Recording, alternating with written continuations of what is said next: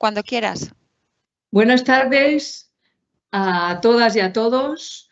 Mi nombre es Pilar Fernández, soy directora del Instituto Superior de Formación Sanitaria del Consejo General de Enfermería y quiero daros la bienvenida a las más de 1.500 personas que os habéis inscrito en este evento por vuestra confianza una vez más. Hoy inauguramos, como he dicho, el verano y en él contamos con la colaboración de la Asociación de Incontinencia Asia. Nos encontramos en la Semana Mundial de la Continencia, una oportunidad para visibilizar un problema en el que las enfermeras y enfermeros tenemos mucho que decir y mucho que aportar, y precisamente por ello es esencial que nos formemos en este campo. Y para eso estamos aquí, para formarnos, y lo hacemos, como siempre, de la mano de grandes expertos que en breves instantes vamos a presentar. Pero antes, permitidme hacer una breve reflexión sobre el tema que hoy nos trae aquí. Una reflexión desde la perspectiva del paciente, que al fin y al cabo es la razón de ser de nuestra profesión. La incontinencia urinaria y aún más la fecal tiene un gran impacto en la calidad de vida de las personas que la sufren, y lo tienen no solo por lo que supone desde un punto de vista funcional, sino por el pudor y el miedo al rechazo que genera. Estos sentimientos llevan a muchas personas a ocultar el problema y vivirlo en silencio, y eso genera aún más sufrimiento. Por ello, es muy difícil hablar de prevalencia, como veremos hoy, porque muchos pacientes están sin diagnosticar y, por tanto, sin tratar. Y aquí las enfermeras y los enfermeros estamos llamados a desempeñar un papel crucial. Nuestra cercanía al paciente nos sitúa en una posición privilegiada, porque si conseguimos ganarnos su confianza, conseguiremos también que nos cuente ese tipo de problemas que afectan a su salud y no se atreve a compartir. No debemos preguntar directamente, por supuesto que no. Tenemos que manejar las herramientas de comunicación para que los pacientes se acerquen a nosotros, y dado que somos los profesionales con más cercanía, diría yo, a los pacientes, pues tenemos que intentar saber manejar esta situación para que confíen en nosotros. ¿Cómo debemos preguntar sin herir al paciente, sin molestarle? Porque conocer el problema es el primer paso para iniciar un tratamiento que permita controlar la situación en mayor o menor medida. Y ese es otro de los mensajes que hoy queremos transmitir aquí. No siempre se consigue solucionar la incontinencia al 100%, pero siempre, siempre se puede hacer algo y mejorar la calidad de vida del paciente. También las enfermeras somos esenciales en el cuidado y seguimiento de quienes presentan incontinencia. Estamos capacitados para indicar un gran número de productos sanitarios dirigidos a estos pacientes, como son absorbentes, sondas, tapones. Debemos conocerlos para darle a cada uno el que mejor se adapte a sus necesidades. Una buena indicación no solo mejorará la situación del paciente, sino que contribuirá al ahorro sanitario, ya que evitaremos complicaciones como infecciones, dermatitis del pañal, entre otros. Como os decía al inicio, nuestro campo de acción en el ámbito de la incontinencia es muy amplio. Ahora sí, paso a presentaros a quienes hoy nos acompañan.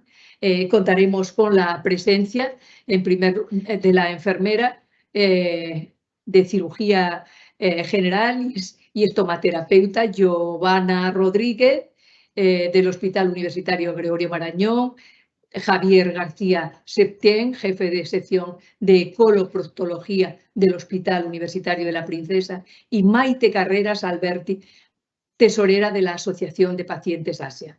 Tenemos el gusto de contar como moderador con nuestro vicepresidente José Luis Cobos, que es vicepresidente del Consejo General y miembro de la Junta Directiva del Consejo Internacional de Enfermería, y además un gran experto y conocedor de esta materia.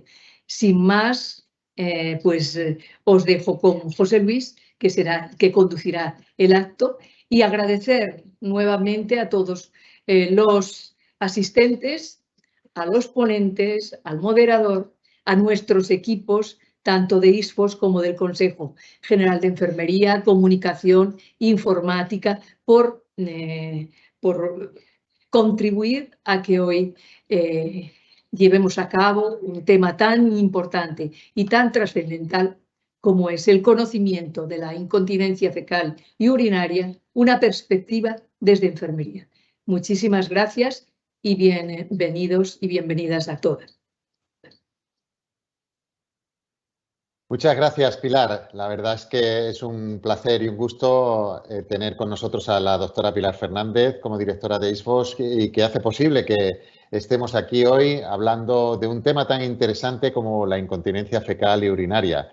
Para mí también es un placer poder compartir esta tarde con verdaderos profesionales y además gente muy inquieta como nuestra representante de la Asociación de Pacientes, porque creo que es un tema que difícilmente abordable en muchas ocasiones, que pasa desapercibido en muchas ocasiones y que hoy, más que nunca, como decía la doctora Pilar Fernández, estamos inmersos en esa semana que dedicamos al paciente incontinente y creo que es una gran oportunidad para, primero, visibilizar este problema, ser conscientes de lo que supone para un gran volumen de pacientes que a veces no se conocen las cifras, nos van a contar los expertos cuestiones relativas a lo que estoy comentando.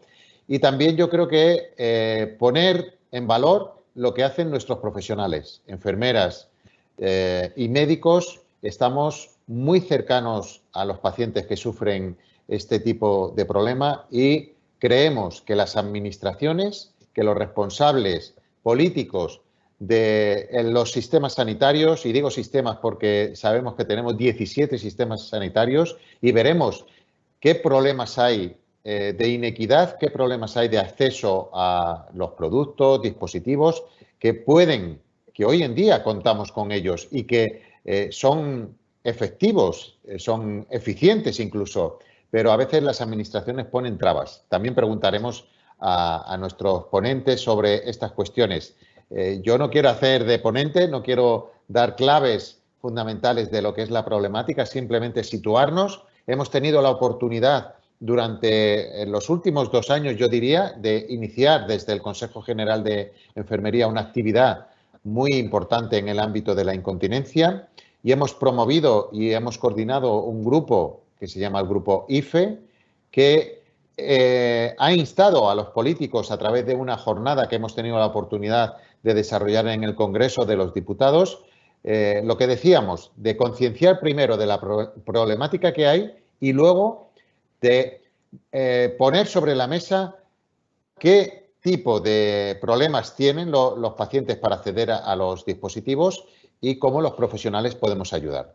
Así que sin más, vamos a dar comienzo ya formalmente a este webinar, a un poco la dinámica que tenemos y que quienes hayan visitado otros webinars saben que normalmente tenemos unas primeras exposiciones por parte de los ponentes y luego vamos a tener también la oportunidad de que participen todos ustedes, no directamente hablando, pero sí transmitiéndonos sus inquietudes, sus comentarios y preguntas, como no, aprovechando que tenemos a verdaderos expertos, pues hagan las preguntas que consideren oportunas. Tenemos más de 1.500 inscritos en este webinar, o sea que ha despertado mucha, yo creo que curiosidad y que además preocupación seguramente en algunos casos. Aprovechen este momento para preguntar. Así que para que tengan más claro cómo pueden hacer las preguntas, les vamos a poner un pequeño tutorial para saber dónde tienen que lanzar sus preguntas y nosotros desde aquí las coordinaremos y las lanzaremos a nuestros ponentes. Adelante.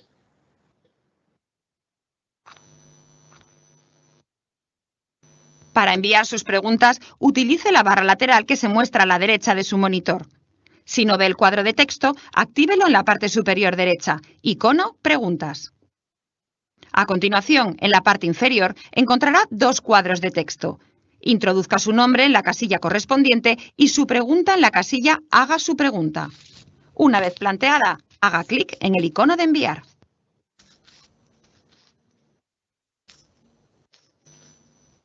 Muy bien, pues ya tienen las indicaciones. Si alguien tiene alguna dificultad, pues que nos lo lance y que rápidamente nosotros podremos lanzar esas preguntas. Bien, para comenzar y no perder más tiempo, ya saben que estos webinars suelen durar aproximadamente 1 hora y media para que tengan también esta previsión en su tiempo, en su agenda. Y vamos a comenzar con el primer ponente que tenemos hoy con nosotros. Como había anunciado ya Pilar Fernández, se trata del doctor Javier García Septién. Es un gran experto en la materia porque él es doctor en medicina y cirugía, es experto en coloproctología, máster universitario en dirección médica y gestión clínica y programa de alta dirección de instituciones sanitarias.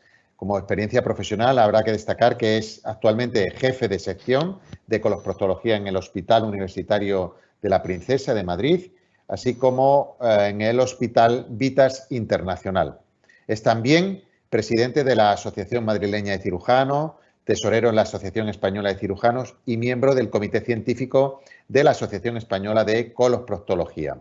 Y ha sido subdirector médico quirúrgico del Hospital Universitario de Getafe durante 18 años, que ha trabajado como cirujano general y aparato digestivo. Y además tiene una extensa trayectoria profesional en el ámbito docente como proctólogo, así que es un gran experto en la materia.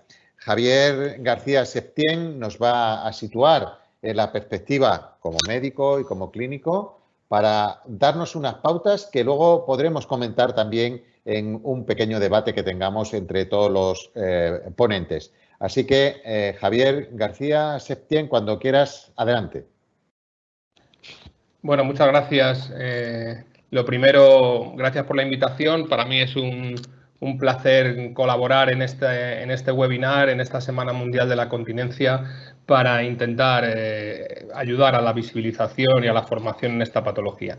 Voy a compartir la pantalla.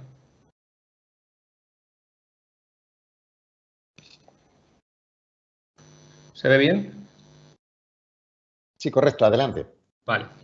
Bueno, voy a resumir un poco la charla que voy a dar, digamos, de introducción a este tema en 3 aspectos fundamentales de la incontinencia fecal y urinaria. Obviamente me basaré un poco más en la incontinencia fecal, dado que es mi ámbito de práctica asistencial, pero hablaremos un poco de esto de la doble incontinencia. Entonces vamos a estructurar estos minutos de esta manera. Vamos a hablar un momentito sobre la importancia del problema, porque a veces cuando uno le pone números a las cosas se da cuenta de la relevancia que tiene a nivel de un país o de ciertas instituciones sanitarias. Luego hablaremos de cómo detectarlo, que yo creo que es muy importante en el ámbito de la enfermería, que es fundamentalmente a lo que nos vamos a dedicar en este ratito, y luego qué podemos hacer. ¿Qué podemos hacer ya no solamente desde primaria, desde las consultas de enfermería, sino también que sepamos qué se puede hacer desde la atención especializada para que conozcamos esos posibles tratamientos? Entonces, como datos generales, fíjense que, aunque obviamente, como ya se ha comentado, la prevalencia real es desconocida porque es una patología muy oculta, se estima que puede afectar entre el 2 y el 7% de la población general. Si hablamos de poblaciones concretas como los ancianos o las mujeres posparto, hasta el 20% de estos grupos pueden tener incontinencia. Ahora hablaremos un poquito más en concreto de esos grupos. Además, se estima que va a haber una previsión se prevé que va a haber un aumento en la prevalencia porque hay un envejecimiento poblacional. Lógicamente, cada vez va a haber más pacientes ancianos que requerirán tratamiento de esta patología, pero es que además cada vez hacemos más preservación esfinteriana en cáncer de recto y la supervivencia al cáncer de recto cada vez es mayor y es una de las causas importantes de incontinencia. Por tanto, son dos de los aspectos que van a aumentar todavía más la prevalencia de este problema. Y sabemos que en un mundo socializado como es el nuestro hay una alteración importantísima de la calidad de vida que induce pues, a la depresión, al aislamiento de los pacientes. Además, sabemos que es la primera causa de necesidad de cuidados domiciliarios. Fijaos que el paciente con incontinencia consume, digamos, un 55% más de gasto que el paciente continente. Es la segunda causa más frecuente de institucionalización de los ancianos, la ausencia de control de esfínteres, y también no solamente afecta a ancianos, también pacientes en activos con una vida laboral activa pueden estar limitados por este problema. Si lo pasamos al ámbito económico, pues obviamente tiene su repercusión. Fijaos que el uso de protectores representa el 3% de la prestación farmacéutica global. Es el producto sanitario de mayor consumo en nuestro país. Y se estima que el coste en farmacia de atención primaria se aumenta un 55% solamente a costa de estos productos de protección. Y luego lo que es digamos, motivo del título del webinar, la incontinencia urinaria se asocia a la incontinencia fecal de forma muy frecuente. Lo que pasa es que tenemos que preguntarlo, porque muchas veces el problema es que no lo preguntamos. Pero la incontinencia urinaria asociada a la incontinencia fecal es hasta 12 veces más frecuente que de forma aislada. Hay multitud de trabajos que han demostrado esa asociación de la incontinencia urinaria y la incontinencia fecal, que no voy a entrar en todo, pero fijaos que en este trabajo lo que se ve es que el 8% de los pacientes no institucionalizados, es decir, estamos excluyendo a los pacientes ancianos ingresados en instituciones, el 8% de esa población tiene incontinencia. Y en consultas de uroginecología, es decir, en pacientes con alteraciones del suelo pélvico, esa prevalencia puede llegar hasta el 30% según este trabajo. ¿Vale? Entonces, ¿por qué no se diagnostica más? Porque los médicos no preguntan. La mayoría de las veces no preguntan, o si preguntan, pues parece que no es un problema suficientemente importante como para reseñarlo y codificarlo en las historias clínicas. Por eso tenemos la prevalencia tan subestimada. Por eso, además, como no se reseña, pues los pacientes no conocen las posibilidades de tratamiento que hay. Y de ahí nuestro interés en visibilizar el problema y también en formar a los sanitarios en las diferentes alternativas de tratamiento. Los pacientes claramente prefieren no sacar por sí mismos este tema, sino que se les pregunte y se expresan muchas veces con eufemismos, como digo aquí, como fuga intestinal, etc., ¿no? Entonces, ¿qué instrucciones podemos dar para detectarlo en atención primaria o en una consulta de enfermería en la que uno esté entablando relación con un paciente? Pues lo primero que yo diría es saber cuáles son los factores de riesgo. Quizá no todos los pacientes van a tener el mismo riesgo y debemos conocer cuáles son esos factores de riesgo. Claramente la edad, los pacientes ancianos es un factor de riesgo, pero no solo la edad, no nos quedemos en que la incontinencia es un problema de personas mayores, no es así. Las comorbilidades como la diabetes, pacientes que tienen antecedentes isquémicos, cardíacos, cerebrales o patologías de base como neurológicas como esclerosis o alteraciones de los órganos pélvicos por radiación previa, por radioterapia, son factores de riesgo importantes que nos deben poner en alerta que esos pacientes pueden llegar a tener incontinencia. También si el paciente refiere incontinencia urinaria, porque los pacientes confiesan mucho más fácilmente la incontinencia urinaria que la incontinencia fecal. Entonces, si un paciente ya te relata incontinencia urinaria, no está de más preguntar, ¿y qué hay de la incontinencia fecal? Ah, bueno, pues también tengo algún escape. Ahí es donde puede surgir esa conversación. El estreñimiento a veces está asociado a la incontinencia por rebosamiento casi siempre, las alteraciones del suelo pélvico, la defecación obstructiva o incluso cirugías anales previas, sobre todo de fístulas anales, pueden ocasionar incontinencia. Estos digamos que serían los factores de riesgo fundamentales, pero digamos, el patrón más importante y donde no podemos dejar de preguntar es en las mujeres jóvenes después del parto. Porque se sabe que la causa más frecuente de incontinencia es la causa obstétrica, el daño esfinteriano, pues por partos distóxicos, episiotomías, instrumentación en el parto, un trabajo de parto muy prolongado o un feto macrosómico, etc. Es decir, que en estas mujeres en el puerperio es muy importante y ahora hablaremos un poco más en detalle de esto. Fijaos, este trabajo, no quiero entretenerme mucho, pero me parece muy importante porque es un trabajo que se basa en hacer un seguimiento a las mujeres para ver el impacto que tiene la incontinencia fecal y urinaria 6 meses después del parto. Y fíjense que durante el posparto la prevalencia del problema de incontinencia urinaria puede llegar hasta el 50%, la fecal el 25% y ambas en un 50% de los casos. Es decir que esto en las mujeres posparto es algo muy frecuente. Lo que pasa es que la mayoría de las veces luego se acaba compensando y la paciente acaba con una funcionalidad normal. Pero al cabo de los años eso puede pasar factura, cuando se debilita el suelo pélvico, puede pasar factura y encontrar un problema de incontinencia más adelante.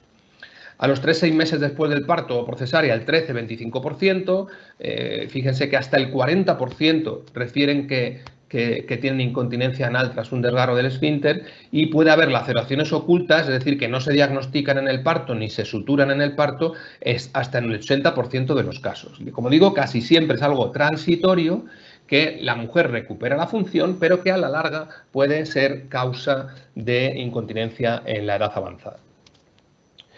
Y el otro pilar, aparte de las mujeres en el parto, decíamos que eran las personas mayores. La incontinencia fecal en el paciente mayor de 65 años puede llegar hasta el 20%. Ya como he comentado, es el 50% de los ancianos institucionalizados y sube hasta el 80% si esos ancianos tienen demencia, ¿vale? Es decir, que es algo que en estos pacientes, ya sean hombres o mujeres, ahí no hay tanta diferencia de edad, es muy prevalente. ¿Y qué podemos hacer entonces para resolver este problema o para ayudar? Porque aquí no hay curaciones completas, pero hay formas de paliar o de ayudar o de mitigar el problema. Pues la mayoría de los tratamientos son bastante sencillos y la mayoría de los pacientes responden muy bien a un tratamiento sencillo. Entonces, para empezar, lo primero hay que establecer un espacio de confianza donde el paciente hable claramente de sus deposiciones, de la consistencia de las mismas, del número, de si tiene escapes, de qué características, etc. Y eso es muy importante y yo luego hablaremos en el debate, pero me parece muy importante la labor de enfermería en este aspecto, porque la relación con enfermería es muy diferente a la relación con el médico y creo que hay que aprovecharlo, esa relación de confianza. Hay que definir, por tanto, la frecuencia, la consistencia de las heces. Nosotros tenemos un protocolo donde, como veis, ponemos los antecedentes médico-quirúrgicos, preguntar por todo esto que hemos estado hablando, analizar con escalas objetivas cómo se gradúa, digamos, este nivel de incontinencia, pero al final todo pasa por el tratamiento conservador inicial. El tratamiento conservador inicial, si tiene buen resultado, fenomenal, y si no lo tiene, pasamos a un tratamiento más sofisticado en una unidad especializada. Entonces, ¿en qué se basa ese tratamiento conservador? Pues lo primero, dieta, evitar la cafeína, el alcohol, los picantes, limitar el consumo de fibra, que muchas veces hace que el paciente vaya más ligero. Si no existe buena tolerancia a los lácteos, pues no lo tome, pero si tiene buena tolerancia a los lácteos pueden estreñirle un poquito y resultar útiles, ¿vale?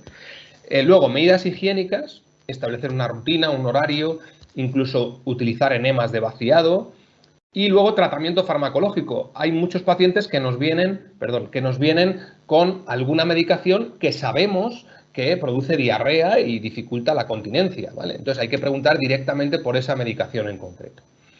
Y después ejercicios para el fortalecimiento del esfínter anal, ¿de acuerdo? Entonces, en ese tratamiento conservador, fundamental, como decimos, la metformina, el olmesartán y los relajantes musculares, intentar eliminarlos y utilizar la loperamida, la resincolestiramina, amitriptilina, que es un tricíclico, y los aumentadores del bolo fecal, que esto es lo más frecuentemente utilizado, ¿vale? Metilcelulosa o plántago asociado a loperamida. Y como digo, los ejercicios del suelo pélvico, que son muy importantes para fortalecer la musculatura y paliar, digamos, ese déficit de fuerza. Nosotros también aconsejamos que contacte con asociaciones de pacientes que le pueden dar información más detallada, se sienten arropados, acompañados, etc. Vale. Y en cuanto a tratamiento específico, y con esto ya no voy a entrar mucho en detalle, cuando el esfínter está roto podemos suturarlo. Cuando el esfínter interno, el tono de reposo del esfínter anal está dañado, se pueden inyectar polímeros que se hinchan y hacen un efecto de obturación, de ocupación del canal anal. Y en otros casos, cuando el problema es de una neuropatía pudenda, porque hay una alteración en la transmisión de la conducción nerviosa a los nervios que inervan el suelo pélvico, pues se puede neuromodular. Neuromodular o bien con neuromodulación del tibial posterior o con neuromodulación sacra.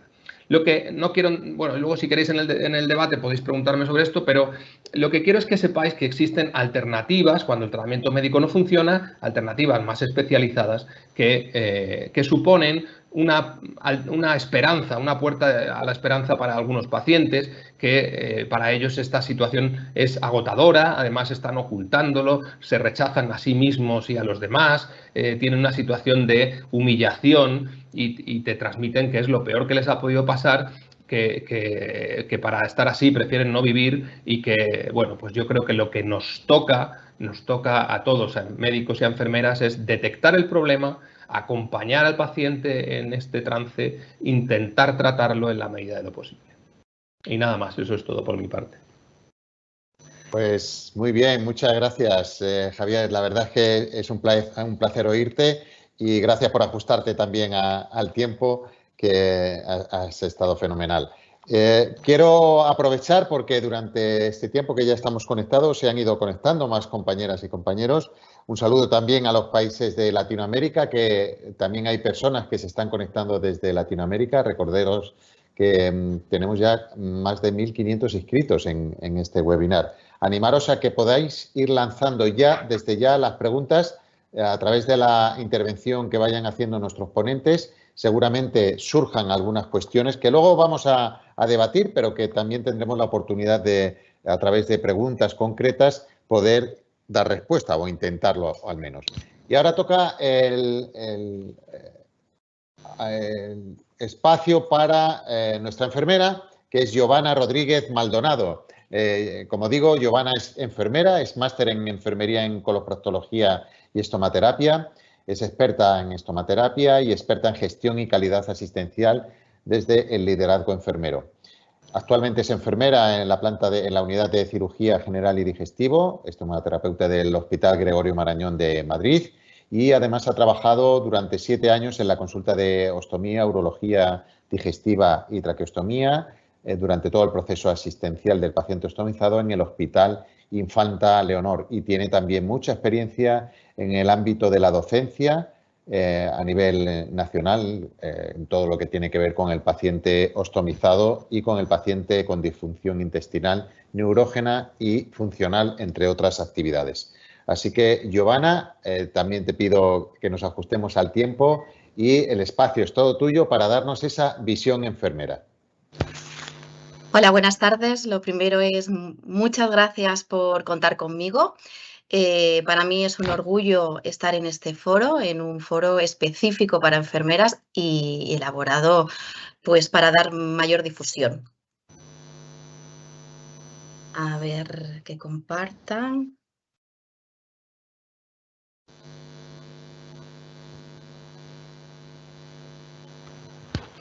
Bueno, pues lo primero de todo es simplemente matizar un poquito o recalcar, mejor dicho, lo que ya ha contado el doctor de cómo afecta la incontinencia. Pues para empezar, no es una enfermedad, es el acúmulo de una serie de consecuencias multifactoriales que le ocurren al paciente. Es una afectación bastante frecuente si nosotros lo comparamos con enfermedades como la diabetes o la artrosis, que son muy conocidas con grandes repercusiones a nivel de la comunidad. pues vemos que sus datos de prevalencia están por debajo, como por ejemplo la diabetes es un 10%, mientras que la incontinencia puede llegar hasta un 13%. No está asociado al envejecimiento, ya lo ha contado el doctor. Es verdad que la sociedad cada vez está más envejecida, pues el paciente es mucho más crónico, pero hay casos de personas jóvenes, tanto en hombres como en mujeres, y de hecho 1 de cada 4 pacientes mujeres de 35 años pues presentan incontinencia urinaria, por ejemplo. Está muy relacionada con el suelo pélvico y es que toda la musculatura del suelo pélvico actúa a forma de paracaídas protegiendo todo lo que es el intestino y la vejiga. Cuando esa musculatura se ve dañada por cualquier patología, como puede ser un parto, pues al final va a repercutir en la continencia de estos órganos. Y luego, pues es una patología muy silenciosa, genera muchísima incertidumbre, afecta a los 365 días al año y el paciente lo vive con gran angustia. ¿Esto qué repercute? Pues un gran problema en su calidad de vida. Los sentimientos que tiene primero empiezan por la limitación, aislarse, la obsesión por oler mal, por estar manchados, por estar húmedos, la vergüenza por decir lo que les está pasando, lo niegan o minimizan mucho más los síntomas y por último ya se resignan porque se encuentran bastante desprotegidos. ¿Esto qué es lo que conlleva en todas sus esferas? Pues que están totalmente dañadas. La primera es la física, porque es la sensación de bajar esa ropa interior y ver que se encuentran sucios. La afectación psicológica, porque una persona de mayor edad pues lo vive con un poquito de resignación, pero una persona joven se encuentra muy agobiado, como decir que ha sido mamá, que es algo maravilloso, y decir que está pues pasándolas fatal. A nivel sexual, pues es evidente, cuando una persona no se encuentra bien, no se encuentra atractiva, pues lo que menos tiene son ganas de tener relaciones sexuales. A nivel familiar, se van distanciando sus relaciones sociales, laborales y, en definitiva, personales. Y entonces, claro, cuando nosotros hablamos de incontinencia, los profesionales que se nos vienen a la cabeza, pues son muy importantes, casi todos facultativos.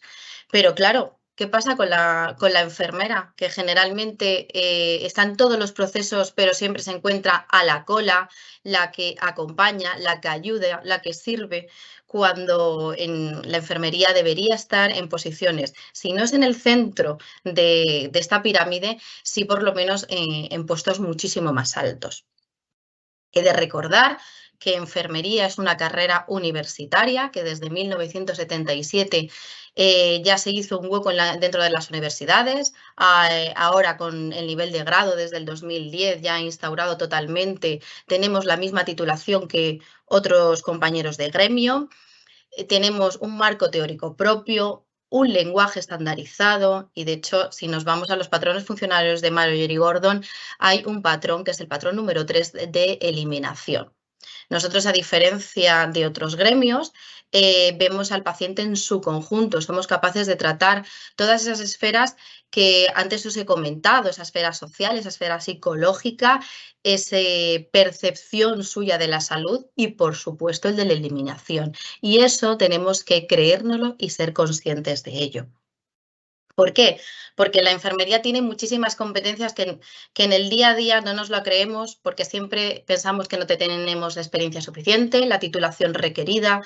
Y la enfermería está en todos los ámbitos, desde la atención primaria, bien en una residencia de ancianos, bien en un colegio, porque la incontinencia puede afectar no solamente a adultos, sino también a niños, o en la especializada desde una planta de cirugía, como estoy yo ahora mismo, unas consultas. En cualquier ámbito, sí que tenemos que adaptar nuestra formación y nuestros cuidados al paciente que nosotros tengamos. De hecho, competencias como pueden ser educación nutricional. No hace falta ser el titulado en nutrición para dar ciertas pinceladas de la alimentación, establecer un plan de cuidados personalizado e individualizado, enseñar, dar una educación sanitaria en técnicas, que estamos totalmente habilitadas para ello. Tenemos capacidad para En breve, la prescripción, pero si no es la prescripción, sí aconsejar ciertos productos que son recomendables y beneficiosos para el día a día del paciente. Valorar qué medicamentos le están produciendo alguna alteración. Tratar su corazón, tratar su aspecto psicológico, tratar a la familia, que es muchas veces la gran olvidada y tiene que ser el pilar fundamental. Y además nosotros no solamente tratamos la familia y la comunidad, sino que además nosotros disponemos de mecanismos para acercar las asociaciones de pacientes con nuestros pacientes. Nosotros tenemos que tener claro que tenemos una perspectiva asistencial, de docencia y de investigación. Tenemos que transmitir nuestros conocimientos no solamente a los pacientes, sino también a nuestros compañeros.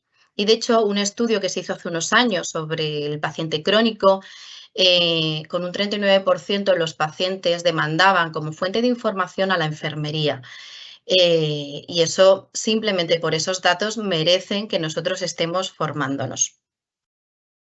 ¿Qué podemos hacer? Pues yo me planteo una enfermera que está en planta, una enfermera que está en un centro de salud y que le viene un paciente simplemente diciéndole pues, que tiene alguna pérdida. Nosotras, puesto que ya tenemos la formación requerida, aunque no tengamos destreza en lo que es en el paciente incontinente, sí podemos hacer ciertas cosas, como es valorar, recoger datos y registrar. Esto que siempre nos han dicho en la universidad y que es tan importante. ¿Cómo podemos hacer todo eso? Creando un clima de confianza, un clima de acercamiento. No hace falta hacer preguntas directas porque el paciente se va a sentir violento, pero sí que pues entablar una conversación e ir rascando para ver por dónde sale el paciente. Y datos que son muy fáciles de recoger, que están al alcance de todos, bien por internet o bien en las páginas de nuestros hospitales, como es la escala de Bristol. Es una escala visual muy sencilla, donde el paciente de forma visual va a identificar cómo son sus deposiciones. Un diario miccional, cuando nosotros le digamos que recoja qué cantidades de orina pierde, porque no es lo mismo unas gotas y ser suficiente una compresa, o un chorro continuo cuando te ríes o simplemente vas andando. Y luego un diario defecatorio, que es un poquito pues, como el diario miccional, es una forma de que el paciente primero se encuentre activo en sus autocuidados, se encuentre escuchado y se encuentre atendido por el profesional. Y además el profesional va un poquito a hacer un screening de cómo son esos datos que está recogiendo, bien para luego registrarlos en su historia clínica o bien para trasladarlos al facultativo. Otras cosas que podemos hacer es generar hábitos saludables, decirle al paciente que debe dedicar tiempo a sus deposiciones para evitar pues esa urgencia defecatoria, esas pérdidas fuera del hogar, entablar relaciones sociales satisfactorias con prisa ni prestar atención a lo que se les está diciendo porque su obsesión sea ir al baño. Hábitos tóxicos como el tabaco, el alcohol, que son muy, muy irritantes, hacer deporte. Al final es un poquito cosas que ya sabemos todos, pero que no tenemos que dar por hecho que el paciente las sabe, porque muchas veces cuando se están bloqueados no recuerdan nada. Entonces es preferible pecar de ser pesados que no decir esto es absurdo y no lo van a hacer. Inspeccionar, ver cómo es su ropa interior, si está sucia, si está manchada. Hábitos nutricionales. Está claro que tienen que tener una dieta equilibrada y saludable, pero hay ciertos alimentos como los picantes, como es el tabaco, como es el alcohol, que son muy, muy irritantes, bebidas que sean muy diuréticas. Entonces, simplemente con esas pequeñitas cosas, el paciente va a encontrar grandes cambios. Y, por supuesto, derivar a los especialistas. Nosotros no tenemos por qué saber de todo, pero saber que hay unidades específicas en atención especializada donde se van a tratar al paciente, pues si necesita un autosondaje, qué tipo de sondas, con qué lubricación, con qué calibre, si necesitan una irrigación transanal, unos enemas, unos fármacos que mejoren este nivel de continencia. Y si necesitan un medio absorbente, un pañal, una compresa, pues desmitificar que eso sea deshonroso para el paciente, porque lo más importante es que el paciente se encuentre cómodo, que se encuentre bien. Y ya por último, pues, yo os he dicho antes que tenemos que formarnos, que tenemos que transmitir los conocimientos, pero también tenemos que investigar. Las enfermeras y los enfermeros hacen muchísimos trabajos y muchas veces pecando por esa falta de iniciativa, por ese miedo a hacerlo mal, no publicamos, no registramos. Y aquí vemos cómo, pues, a nivel nacional y a nivel internacional ya hay estudios donde dicen el papel tan importante que es la enfermera dentro de todo el proceso asistencial al paciente con incontinencia. Y ya por último, solamente dejaros esta frase que para mí es el colofón. Nunca dudes de que un pequeño grupo de ciudadanos comprometidos puede cambiar el mundo. De hecho, es lo único que lo ha logrado. Muchas gracias.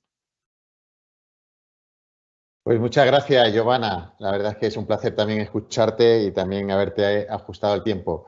Estamos contando con dos grandes profesionales del ámbito sanitario, pero no por ello hacemos de menos a otros que ya estamos viendo que también intervienen en el proceso. Nos ha hablado Giovanna de la importancia del equipo multidisciplinar y, bueno, pues también nos apuntaban, incluso lo recogemos desde sus preguntas, la importancia de las matronas. Se nos ha apuntado ya por los dos intervinientes que han apuntado la importancia de estos casos en mujeres que han dado a luz recientemente, pero que incluso se puede alargar en el tiempo. Por eso, tanto matronas, incluso fisioterapeutas y otros profesionales intervienen en este proceso. Desde luego, nos hubiera gustado y encantado de que hubieran participado hoy, pero no tenemos tiempo para mucho. Por eso queremos dar voz también a nuestros pacientes y es la tercera persona que va a intervenir, precisamente una representante de la Asociación de Pacientes. Pero, si me lo permiten, antes de darle paso y de presentarla, veamos un pequeño vídeo que además nos ha facilitado el doctor Septién sobre un caso concreto que estaba grabado en vídeo sobre una paciente que sufre de incontinencia. Adelante el vídeo. Hola, soy María Jesús, tengo 49 años y soy ingeniero. Hace un año empecé a tener problemas de cierta incontinencia, pero no era demasiado grave. Pero después del verano pasado empecé a tener problemas ya de episodios más graves. Entonces, bueno, esto me condicionaba bastante mi vida laboral y mi vida social. Pues porque yo por mi trabajo tengo reuniones con gente de alto nivel. Tampoco es cuestión de salir corriendo a una reunión porque tienes una urgencia, tienes que llegar al baño más cercano. Era no poder salir a la calle porque ni con compresas ni con nada podía salir, o sea, porque era horrible. Incluso en casa no llegaba al cuarto de baño como no estuviera a 2 pasos y muchas veces ni eso. Era una manera de no podía vivir, no tenía vida. Esta enfermedad es bastante problemática socialmente porque no le puedes ir contando a la gente que es que tienes incontinencia fecal. Entonces, bueno, si yo lo cuento en mi trabajo, seguramente me despidan o me pongan en una mesa escondida, porque claro, no puedes, es algo que está muy mal visto socialmente. Claro, esto me condiciona de forma que cuando voy a casa de unos amigos lo primero que hago es buscar un baño, me condiciona a la hora de viajar porque me da miedo viajar, me condiciona en todo. Y sí, es una cosa que da vergüenza, es una cosa que te resulta muy bochornoso, que te deprime mucho, o sea, yo ha habido temporadas que he estado a lo mejor 15 días sin poder salir de casa, o sea, pero sin poder salir nada de casa. Muy bien, yo creo que ha quedado reflejado muy bien, por lo menos a modo de introducción, que puede ocurrir en ciertos casos. Pero para contarlo de primera mano, como digo, tenemos a Maite Carreras Alberti. Yo le quiero agradecer muchísimo, primero, por todo lo que hace dentro de la Asociación de Incontinencia, porque ella es tesorera y además lleva la comunicación de esta asociación y es experta en publicidad porque ha trabajado en este ámbito en radio, así que además es una gran comunicadora. Y como decía, quiero agradecerle el esfuerzo que hace porque ya estamos viendo, ¿no?, la problemática que existe, la poca visibilidad que tienen los pacientes, el tabú que supone hablar de las incontinencias, sobre todo fecales, nos decían al principio uno de nuestros ponentes. Así que yo creo que es doblemente de agradecer, no solamente por el esfuerzo de estar aquí, sino porque hace visible un problema que no todo el mundo se atreve a poner de manifiesto en público. Así que, Maite, el espacio es todo tuyo y cuando quieras, adelante. Maite, tiene silenciado el micrófono, a ver si nos activas. Perfecto ahora, perfecto. Vamos. Bueno, pues deciros que yo me identifico mucho con las personas que han estado hablando hasta ahora, porque personalmente yo he pasado por este camino, ¿no? Y este camino que es muy duro y muy largo y que es verdad lo que ellas cuentan, ¿no? No podemos salir de casa porque nos da vergüenza, porque olemos. La incontinencia fecal es muy distinta a la urinaria, porque la urinaria, pues, quien la padece también es muy fuerte, porque cada uno se encuentra de lo suyo, ¿no? Pero el problema de la fecal, aparte, es que hueles, ¿no? Yo os voy a explicar un poco mi caso y por qué he hecho esta flecha, para que entendáis un poco por qué, aparte, estoy en la asociación, ¿no? Yo con 44 años, pues me sacaron la matriz y yo no digo que el problema venga de aquí, pero sí que empecé desde aquí, ¿no? Yo tenía un pequeño restaurante en el Alt Empordà, en Girona, era mi ilusión de toda la vida, trabajé muchos años para poderlo conseguir, pero cuando hacía 3 años que funcionaba, pues de los esfuerzos de coger cosas, un día me encontré que, ¡pam!, me bajaba algo, ¿no? Y duchándome me encontré un bulto, me dijeron que era la matriz, que la teníamos que sacar, que no pasaba nada porque ya tenía una edad y aparte tenía un hijo pequeño que me vino, así que yo siempre digo de rebote, pero no, a él no le gusta que lo diga porque dice que es porque no lo quería, ¿no? Y sí que lo quiero y ha sido mi salvación, ¿no? Pero a partir de aquí empecé con esto de la matriz, empecé a tener incontinencia, pero yo no tenía una incontinencia normal. Yo es que igual durante el día me lo hacía 40 veces encima. Era como globos que tenía que explotaban y la primera vez que me pasó pensé, estaba hablando con una persona y pensé, ¡oh!, porque me oí como un frío en las piernas y era todo, es que me llegaba a los pies, ¿no? Quiero decir que hay muchos tipos de incontinencia, pero la mía era tan severa que yo no podía salir de casa, ni estar delante de nadie, ni nada. Bueno, y aquí empezó mi camino de obstáculos que mi médico de atención primaria me mandó al digestólogo, bueno, me mandó a 50.000 personas, ¿no? Pero llegó un punto que yo tuve que dejar el trabajo porque no podía asistir y lo llevaba yo. En mi casa tuve que sacar la bañera y poner una ducha porque mis 24 horas del día era allí y si me quería tumbar en la cama me tenía que tumbar con unos plásticos y envuelta con toallas porque no me podía vestir porque no llegaba tiempo ni a cambiarme ya de ropa. Y bueno, no voy a explicar todo el proceso, pero sí que después de 4 años de ir a médicos y a médicos y a médicos y que no encontraba mi solución, pues mi doctor de atención primaria me comentó que él ya no sabía qué hacer y que debía ser un problema psicológico, ¿no? Cuando me dijo que era un problema psicológico, pues yo sabía que esto no era un problema psicológico, ¿no? Porque no lo era. Y bueno, como ya había perdido mi restaurante, a razón de perder el restaurante, perdí mi casa porque no podía pagar.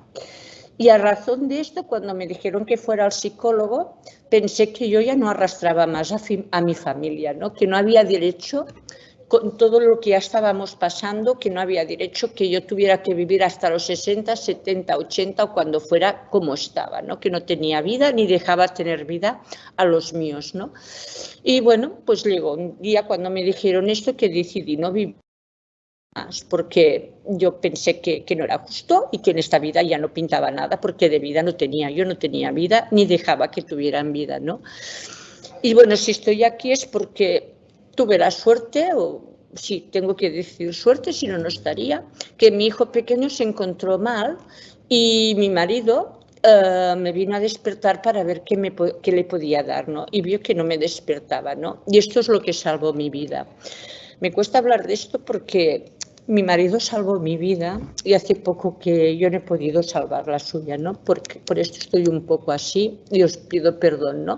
Pero os quiero decir que yo entiendo a todos los pacientes y por esto, a razón de esto, estoy en la asociación, ¿no? Porque yo no quiero que nadie pase por el camino que pasé yo y que aparte yo tuve la suerte de tener una familia que me entendió, que me apoyó, cosa que nosotras desde la asociación que atendemos a los pacientes nos llegan muchas chicas separadas, hombres separados, porque a razón de un cáncer también quedan con la quimio, quedan con incontinencia y chicos jóvenes y niños que las mamás nos llaman desesperadas, ¿no? Y cuando me propusieron entrar en la asociación, yo enseguida dije que sí, ¿no? Porque no puede ser que no nos entiendan, porque tú te piensas que solo te pasa a ti todo esto, ¿no? Pero hay despidos, hay separaciones, hay malos tratos, hay un sinfín de cosas, ¿no? Y hablábamos de que necesitamos doctores de rehabilitación, pero es que necesitamos psicólogos en nuestras manos también, ¿no? Nosotras empezamos el 2013 con la incontinencia fecal en Cataluña, pero el 2016 fuimos a un congreso y ya entramos en toda España porque pensamos que teníamos que ayudar a todo el mundo, ¿no? Y en el 2020 nos dijeron para entrar en incontinencia también urinaria y nos lo pensamos un poco, pero sí que lo cogimos porque da lo mismo que no huela la urinaria, pero el paciente que lo pasa muy mal, ¿no? Se habla de que solamente en España hay de 2 a 4 millones de pacientes con incontinencia fecal y más de 6 millones con urinaria. Pero es verdad de 2 a 4 millones, no está descrito porque el propio paciente no lo dice por vergüenza y por miedo, pero a veces porque también va en atención primaria a su médico y le dice, bueno, esto ya es normal, usted ha tenido 4 hijos o usted ha pasado un cáncer y ahora esto es un daño colateral, ¿no? Y por desgracia aún nos encontramos con estas contestaciones, ¿no? Por esto me encanta poderlo expresar porque con vuestra ayuda, que os necesitamos muchísimo, tenemos que superar que esto no nos pase, ¿no? Porque un paciente siempre piensa que está solo, que ¿qué me pasa?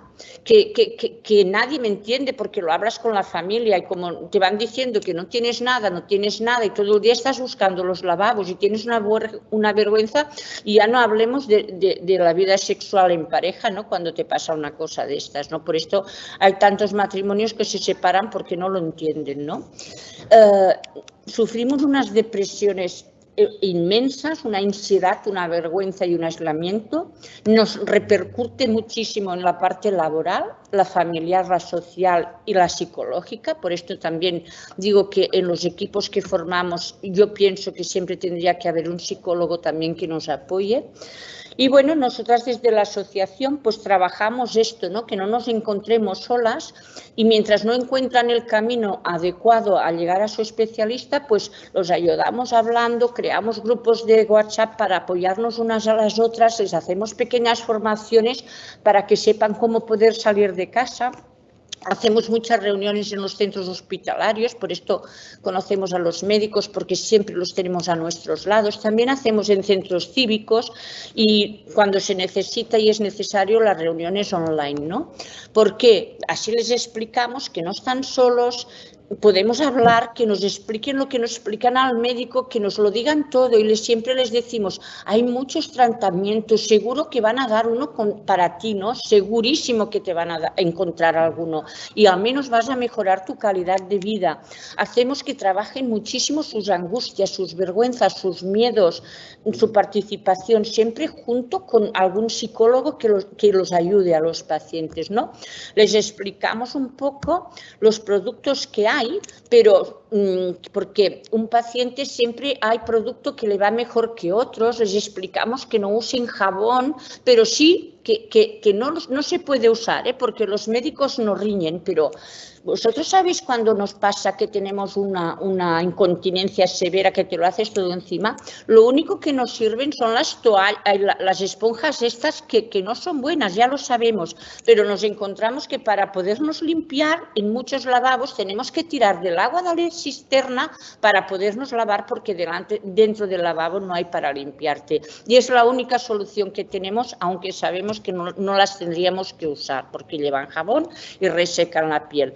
Como bien han dicho, yo no me voy a expresar mucho con esto de los buenos hábitos ni de los fármacos, pero por esto los médicos de atención primaria y enfermería son tan importantes. Ellos ya han dicho que hay una serie de fármacos y alimentos que se tienen que revisar. Desde la asociación siempre decimos a los pacientes que no escuchen mucho a los otros pacientes porque no todos los pacientes necesitan el mismo tratamiento, no a todos los pacientes les va bien el mismo y hay muchísimos y esto el especialista cuando llegan saben cómo mirar y qué hacer y qué dejar de hacer. Nosotras entendemos que no hay tiempo, que hay un desconocimiento, que atención primaria no puede saber de todo, que enfermería tampoco, pero nosotras sí que nos interesa que se vaya sabiendo, porque si una enfermera lo pregunta ya es mucho, porque con una pregunta sistemática de decir manchas la ropa, sea de pipí o de caca, si le dice, ay sí, un poco, pero bueno, no pasa nada, pues la enfermera ya sabe que esta persona tiene esto y que ahora hay muchos medios para que los pueden ayudar, ¿no? Y que teniendo un letrero también de información en las consultas de si tienes incontinencia, pregunta a tu enfermera o a tu médico, es de mucha ayuda porque los pacientes piensan, ay, ahora lo voy a decir, ahora me atrevo y lo voy a decir, ¿no? Pues solo con este cartel que estoy diciendo es de mucha ayuda, ojalá lo pudiéramos tener en todas las consultas, nosotros si nos lo piden lo mandamos sin ningún problema. Y preguntando esto y recetando asociación para los pacientes que vean que no están solos y que tienen una gran familia y que somos muchos los que lo padecemos y los podemos ayudar, es muy importante.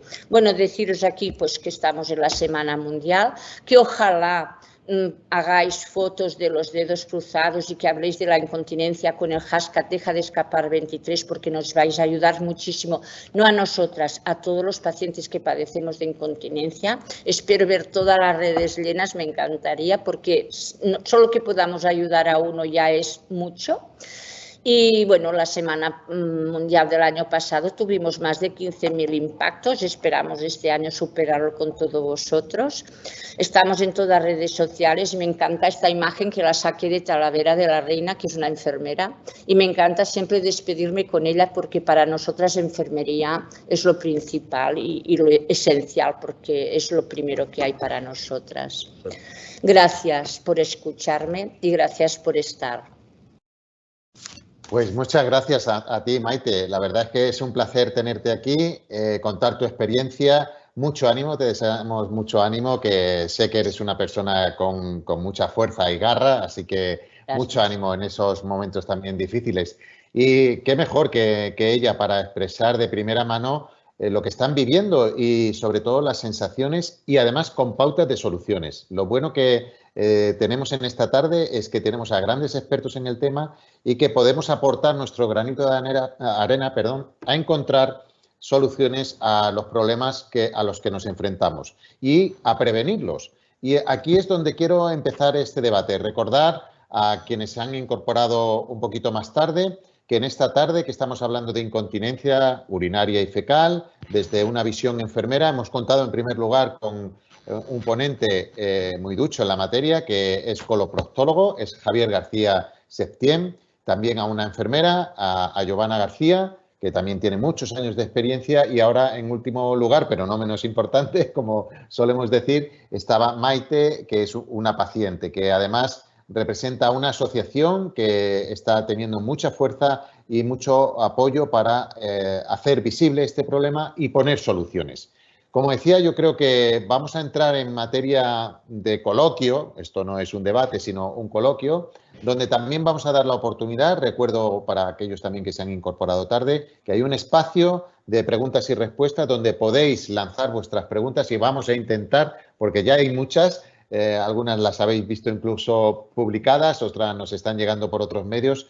Así que vamos a organizar un poquito este coloquio, empezando por la primera parte, es decir, por el inicio, a la hora de prevenir. Se ha comentado, incluso en las intervenciones, la importancia de la detección a tiempo y sobre todo de que me he quedado con una cuestión que se decía, no preguntamos, ¿no? Decía el doctor Setién al principio, no preguntamos. Entonces, me gustaría que bajo su visión nos hablara de esta detección en atención primaria, ¿no? Pongámoslo dentro de nuestro sistema sanitario, qué importancia tiene la detección precoz no solamente en el hospital, sino en atención primaria para establecer un primer contacto con este tipo de problemáticas. Que nos hable también, ya de seguido, para aprovechar la intervención, del equipo multidisciplinar con los centros especializados y cómo esa coordinación que tiene que haber, la importancia de los equipos multidisciplinares. Entonces, bajo tu visión, Javier,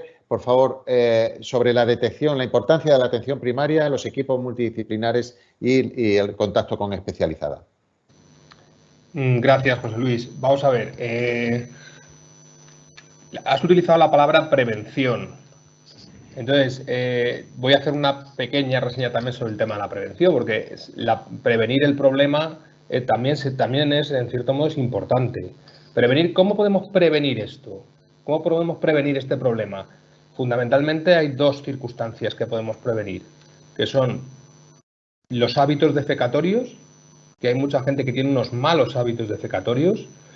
Estos hábitos defecatorios, digamos, anómalos, pueden producir una alteración del suelo pélvico por esfuerzo defecatorio prolongado y esa prolongación del esfuerzo defecatorio generar problemas de suelo pélvico que ocasionen o que intervengan en la incontinencia.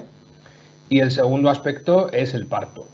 Intentar que los partos sean pues eso, lo más eutóxicos posible. Pero bueno, eso entiendo que los ginecólogos están súper concienciados en este asunto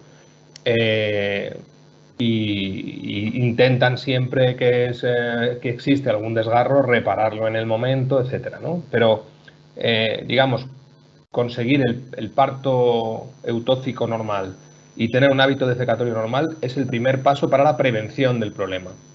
El segundo punto que me decías es la detección precoz. La detección a mí me parece importantísimo porque estamos hablando de que es un problema mucho más prevalente de lo que recibimos, al menos en la atención especializada.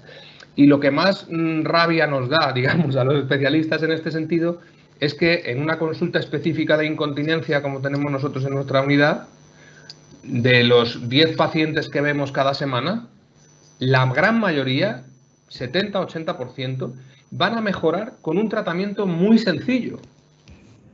Lo más frecuente no es la incontinencia grave que requiere un tratamiento muy sofisticado. La gran mayoría, con escuchar lo que le pasa al paciente, entender lo que le pasa y poner un tratamiento o cambiarle una medicación o un formador de bolo fecal o un astringente, pueden mejorar su calidad de vida lo suficiente. Estos son grados, pero no vamos a pasar del 0 al 100, pero vamos a mejorar lo suficiente para conseguir mejorar su calidad de vida. Por eso es muy importante la detección del problema, obviamente en primaria es donde más hace falta esa detección, para que se ponga tratamiento a mayor número de pacientes, incluso los que no vayan bien con ese tratamiento médico inicial, con dietético, como ha comentado Giovanna también, de promoción de hábitos saludables. Si con eso no mejoramos, saber que existen alternativas de tratamiento en atención especializada. Y el siguiente punto que me decías es la atención multidisciplinar. Bueno, yo insistía, yo creo que el multidisciplinar tiene dos aspectos también. Uno es la importancia de medicina y enfermería como equipo multidisciplinar, equipo en ese sentido, que, como decía yo antes en mi presentación, creo que la relación del paciente con los enfermeros y enfermeras no es la misma que con los médicos. Yo no sé por qué es exactamente, si porque se genera una barrera entre la relación médico-paciente en algunos casos, por el tiempo de consultas, por la razón que sea. Yo al menos tengo la grata experiencia con nuestra enfermería que tienen una relación de mucha mayor confianza. Y creo que eso hay que aprovecharlo. Hay que aprovecharlo para generar esa confianza y sacar a la luz el problema. Y otro aspecto es el tratamiento multidisciplinar o el equipo multidisciplinar en atención especializada, que también es muy importante, porque, como decíamos también, la incontinencia anal no suele ir sola, suele ir asociada a otros trastornos como la incontinencia urinaria, como defectos del suelo pélvico, como ha contado Maite muy bien, con prolapsos de órganos pélvicos como la matriz en su caso. Es decir, que necesitamos un comité de suelo pélvico con ginecólogos, urólogos, cirujanos digestivos, radiólogos, etcétera, donde se trate el problema del suelo pélvico, entre ellos la incontinencia, de una forma global y multidisciplinar, para hacer un tratamiento de todo el problema y no sectorizado solamente en una cosa. Muchas gracias, Javier. La verdad es que nos va quedando muy claro, pero me gustaría que Giovanna, desde su visión enfermera, también nos aportara en esta primera parte de la detección precoz y de la prevención. Nos hacían alguna pregunta que voy a unirla, a ver si así queda bien, una pregunta diciéndonos que ella como enfermera, tú, Giovanna, a la hora de las recomendaciones que tendríamos que dar como enfermeros a un paciente que ha sido intervenido de un cierre de un estoma, por ejemplo, si queremos prevenir una incontinencia, ¿qué recomendaciones le daríamos desde el punto de vista enfermero? Y además, no solamente a lo mejor para el cierre de estoma, sino en cualquier otro ámbito, esta primera parte desde el punto de vista enfermero, bajo tu visión, ¿cuáles serían esas recomendaciones fundamentales? A ver, muchas veces el paciente se encuentra muy bloqueado. Digo, algunas veces yo te diría que siempre se encuentra muy bloqueado y siempre dice que es la primera vez que le cuentan algo que tenga un problema de incontinencia. Nos pasa muchas veces que en la planta un paciente que se le ha intervenido de recto, con lo que conlleva la operación de recto, y me consta que los cirujanos sí que le informan de las posibles consecuencias, que es una posible incontinencia, el paciente lo vive con total, vamos, con asombro, y que eso no le pasa. Entonces, no es el momento, a lo mejor, estando en la planta de cirugía, que le digas al paciente, oye, pues es que a lo mejor vas a tener incontinencia en unos meses, pero sí que nosotros tenemos que dejar una puerta abierta, porque cuando el paciente no se va de alta hasta que no hace una primera deposición, ver cómo es esa deposición, ya sí que le podemos decir, oye, pues no pasa nada si durante un tiempo empiezas con esa dificultad, es momento para empezar a hacer esos ejercicios de suelo pélvico. No hace falta que ser fisio para decir, oye, pues hay ejercicios que te pueden ayudar, saber que te tienes que sentar, cómo practicar, cómo anteponerte antes de salir de casa a dedicar pues 5, 10 minutitos a ir al baño para que no te pase luego esa urgencia. A la hora de la alimentación, estás recién operado, ya no solamente porque ya estés operado, sino porque acabas de dar a luz, hay ciertos alimentos que van a ser muy pesados, que van a ser muy indigestos y que tú poco a poco tienes que empezar a reintroducir. Y esas cosas desde enfermería, que es verdad lo que dice Javier, nosotros tenemos una relación mucho más cercana con el paciente. Me imagino que esto es pues por los ancestros del cuidar en casa. Todo lo que diga la enfermera o el enfermero a pie de cama, el paciente lo va a escuchar muchísimo mejor, entre otras cosas porque además hay que animar que el cuidador principal, su familia, estén presentes en esos cuidados. Muy bien, Giovanna, muchas gracias. Vamos a ir pasando de un poquito más avanzando, no solamente en la prevención, como hemos dicho, en la detección precoz, equipo multidisciplinar, como estábamos viendo. Me quedo con eso que comentaba al principio de que no preguntamos. Y es fundamental que para esta detección nos interesemos como profesionales sanitarios de que ante cualquier sospecha podamos preguntarle para que aflore cualquier problema que a lo mejor los pacientes han normalizado. Es decir, hay veces que se normaliza, dice, bueno, es que esto tiene que ser así, ¿no? Yo he tenido un parto y entonces porque tenga unas ciertas pérdidas, parece que esto es como normal. Sí, Javier, querías comentar. No, que totalmente de acuerdo, perdona. Sí, yo creo que es muy importante que como profesionales huyamos de esta normalización, ¿no? Cuando digo normalización es porque entendemos que el paciente está entendiendo que es que esto es normal y perder algo de orina o algo de heces, pues es normal y no es así. En unas ocasiones es inevitable, pero no por ello tiene que ser normal. Esa es la gran diferencia. Entonces, ahondando un poquillo más, y Giovanna nos acaba de estar hablando de los ejercicios y a raíz de eso ha surgido una pregunta, voy a unir 2 o 3 que me van apuntando y tengo aquí. Me dicen, en ejercicios de suelo pélvico, ¿se están refiriendo a ejercicios tipo Kegel o también ejercicios de propiocepción posturales para el trabajo de la musculatura interna? Esto nos preguntan una persona y otra nos dice que sí, los ejercicios de suelo pélvicos en hombres y mujeres son iguales, tienen que ser diferentes. Vamos a hablar un poquito de los tratamientos y en este caso nos vamos a los ejercicios. Sobre estas preguntas, lanzaros, no quiero cualquiera de los que queráis intervenir. Adelante. Pues, a ver, suelo pélvico tiene el hombre y la mujer, que parece que es el gran olvidado, el hombre.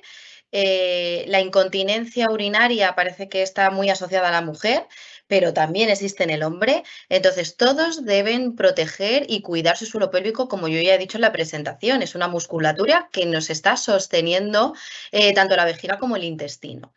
A ver, una cosa es ir al fisio o al rehabilitador, perdón, donde nos van a educar y nos van a enseñar ejercicios expresamente y bien dirigidos, pero nosotros, aunque no seamos específicos en la materia, sí podemos recomendar una postura defecatoria. Pues se ha visto pues, que dependiendo, pues, la postura ideal para defecar es estar en cuclillas, que eso lo hacen los niños muy bien. Lo que pasa es que a medida que vamos creciendo, pues vamos perdiendo esa postura y al final los baños o son muy altos o nosotros somos bajitos y no llegamos bien y al final tenemos las piernas colgando. Pues recomendaciones como un pequeño altillo de 30 centímetros, no más, para estar en el baño. No es cuestión de estar en el baño media hora, 1 hora, con estar 10 minutos, pero sobre todo no apretar. O sea, nosotros tenemos que tener el deseo de hacer de vientre sin tener que ir con esa urgencia para un poquito acostumbrar al intestino. Podemos hacer ejercicios de suelo pélvico, ejercicios de respiración, ejercicios hipopresivos que están ahora muy de moda.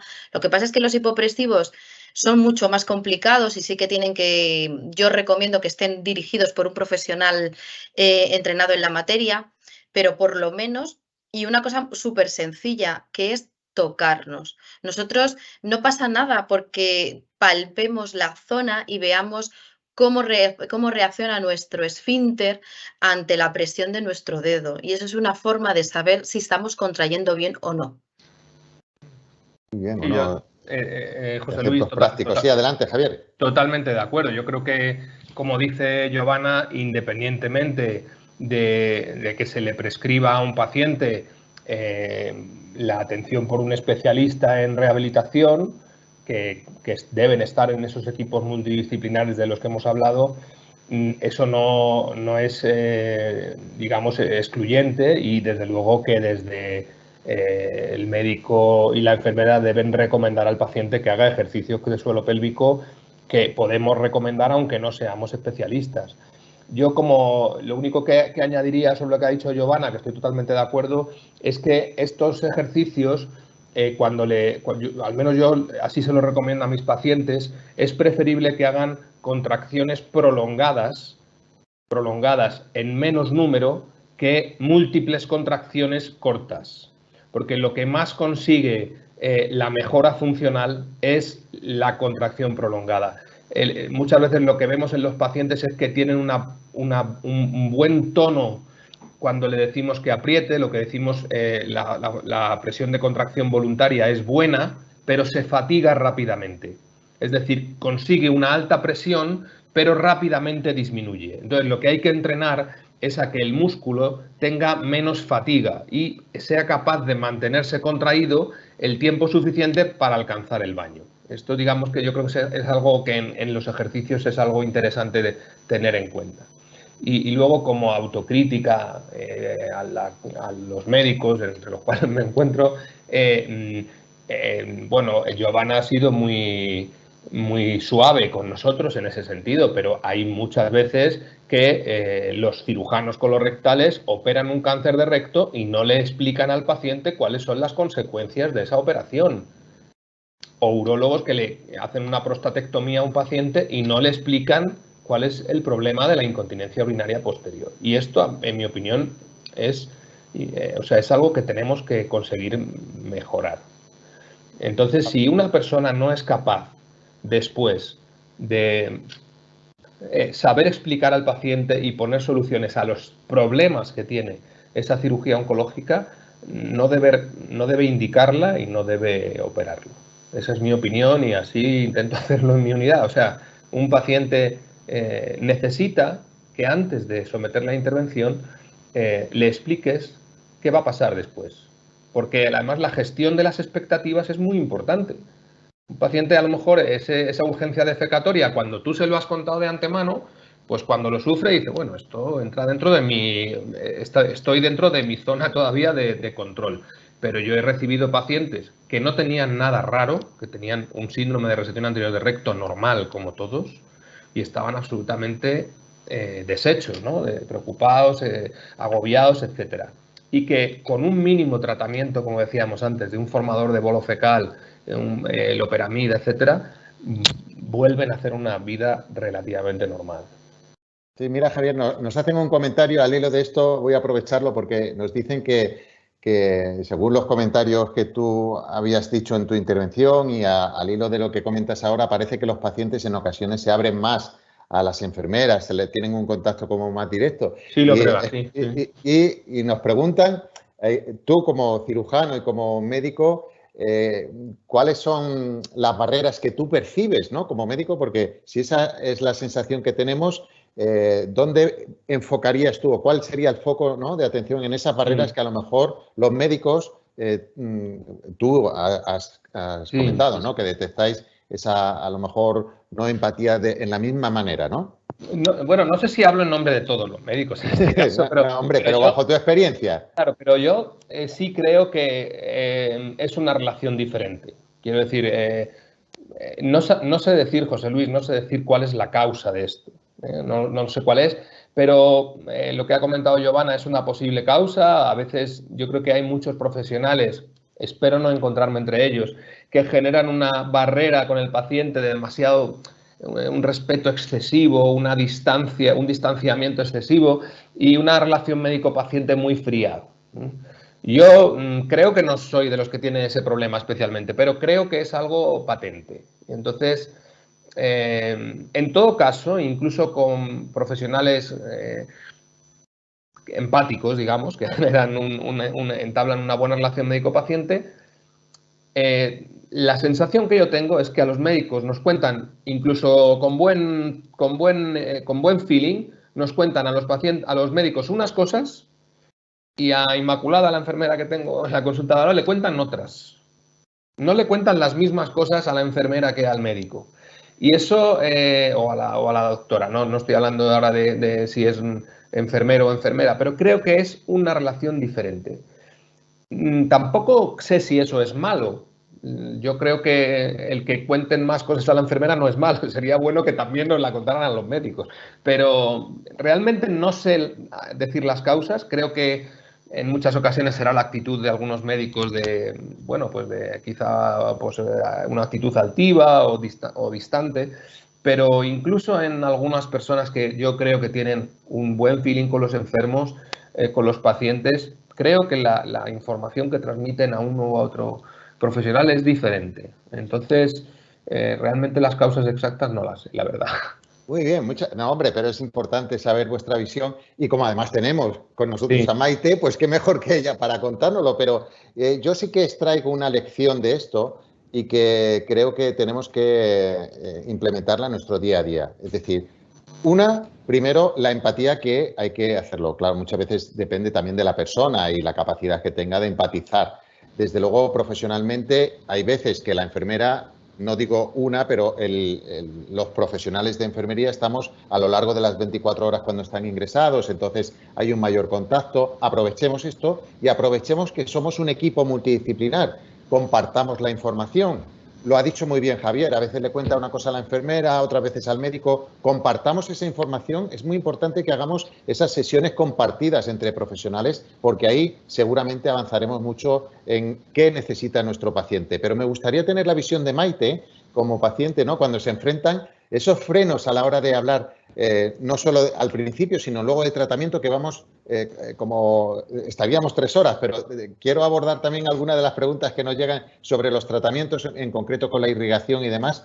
Pero Maite, bajo vuestra visión, esos frenos de cara a hablar a los profesionales, ¿dónde los veis vosotros? ¿O qué pautas darías tú recomendaciones como paciente? Bueno, nosotras las pautas las tenemos muy claras cuando un paciente tiene que ir al médico, ¿no? Es verdad que hay médicos y hay enfermeras igual que tienen más empatía que otros, ¿no?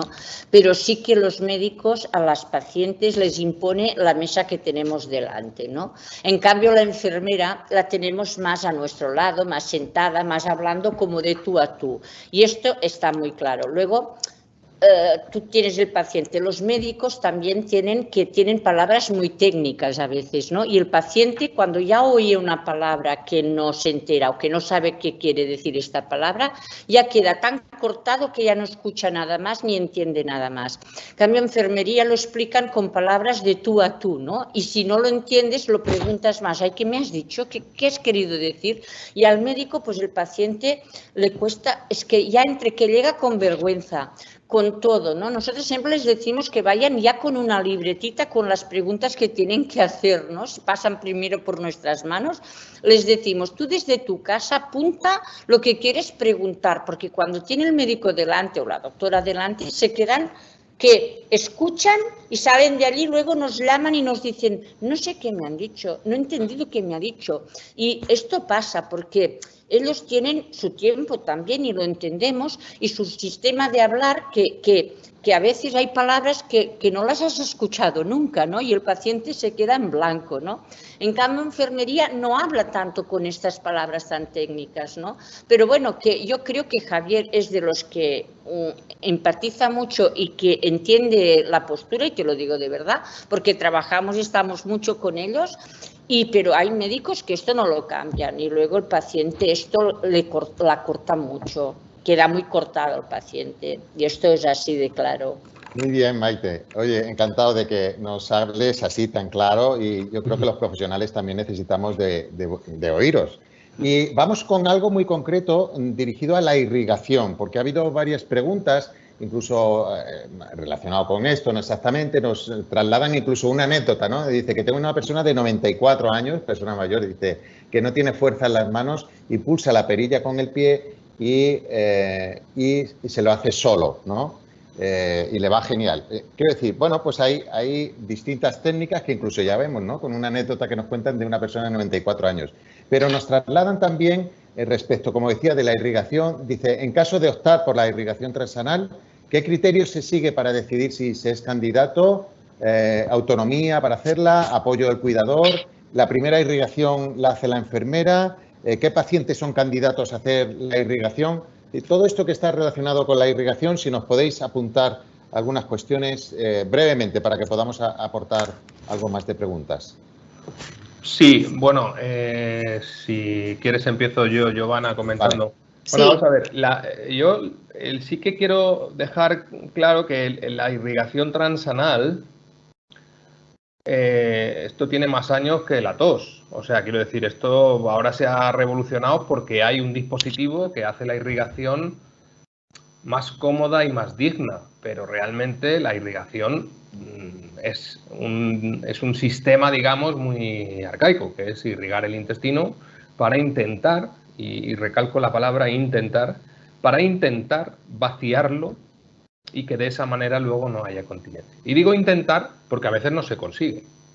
A veces no se consigue vaciar, se quedan restos dentro del colon y el paciente incluso puede sufrir más incontinencia durante las siguientes horas a la irrigación. O sea que no todos los pacientes acaban de adaptarse, digamos, a este tratamiento. Después, la segunda cuestión que quería comentar es que podemos considerarlo dentro de los tratamientos para la incontinencia, podemos considerarlo un tratamiento, entre comillas, paliativo. Es decir, para mí la indicación sería cuando no hay respuesta a otros tratamientos como alternativa a una colostomía, que sería el último eslabón del tratamiento, sería hacer un estoma para mejor control de las heces y que el paciente no tenga pues que estar continuamente llevando un pañal, etcétera, ¿no?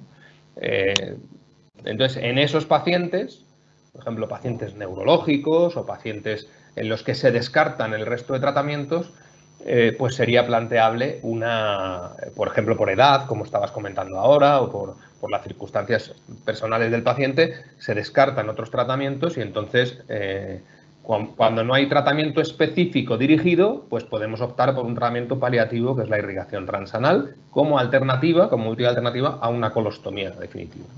Entonces, yo creo que es fundamental, a la siguiente pregunta que hacías, a mi juicio, ahora Giovanna nos transmitirá su opinión, yo creo que es muy importante la educación sanitaria en esto, la educación sanitaria para ver si el paciente se va a adaptar o no, si es un perfil de paciente que sea candidato a esta técnica, porque no todos los pacientes son capaces de hacer o de dedicarle el tiempo, de tener el entrenamiento, etcétera, ¿no? Entonces yo creo que yo incluso antes de prescribirlo pasaría por ese periodo de la educación sanitaria para ver si el paciente es candidato o no.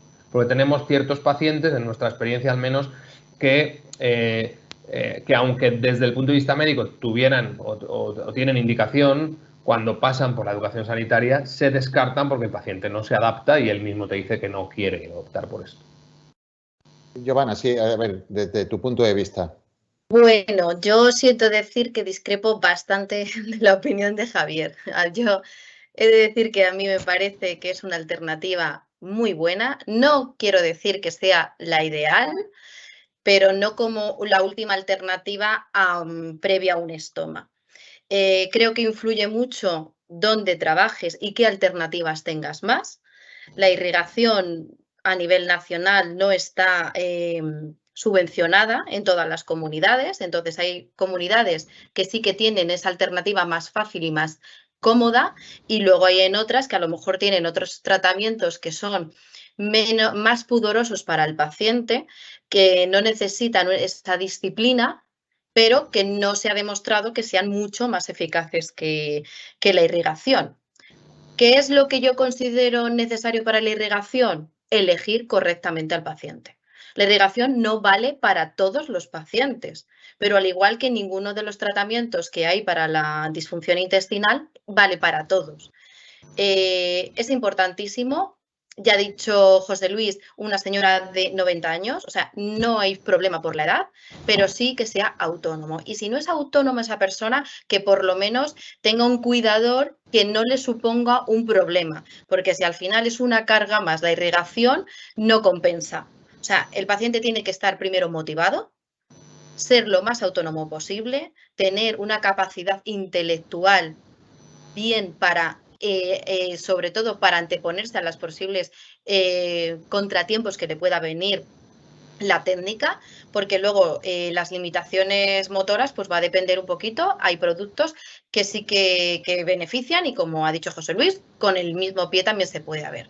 Y sobre todo necesita de la implicación del profesional de enfermería. Es un paciente crónico, es un paciente que se cansa, que ya viene generalmente muy castigado porque otros tratamientos no le han servido para nada, porque las expectativas que tiene son muy pocas. Entonces yo siempre digo que tenemos que ser los profesionales casi comerciales, es decir, vender que ese producto les puede funcionar y que lo tienen que probar, porque si no probamos no sabemos si nos va a venir bien o no.